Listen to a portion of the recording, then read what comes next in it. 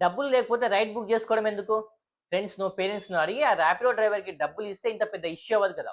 కేవలం రూ. 100 కోసం ఓ లేడీ కస్టమర్ అయితే పెద్ద సీనే క్రియేట్ చేసింది.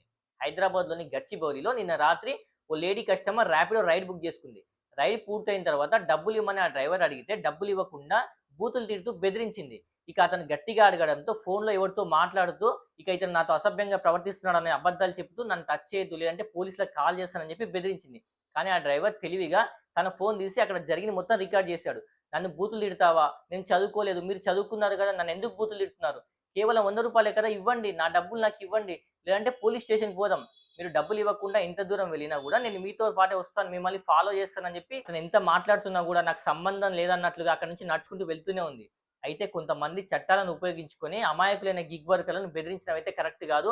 చాలా మంది ఫైనాన్షియల్‌గా ఇబ్బంది పడుతూ డే అండ్ నైట్ కష్టపడి సిన్సియర్‌గా పనిచేసుకునే వాళ్ళు చాలా మంది ఉన్నారు. మరి ఈ వీడియో గనక రికార్డ్ కాకపోతే నిజంగా ఆ ర్యాపిడో డ్రైవర్‌దే తప్పనే వాళ్ళు చాలా మంది. ఈ వీడియోపై మీ అభిప్రాయం తెలియజేయండి. ఇలాంటి అప్డేట్స్ కోసం మన ఛానెల్‌ని సబ్స్క్రైబ్ చేసుకోండి.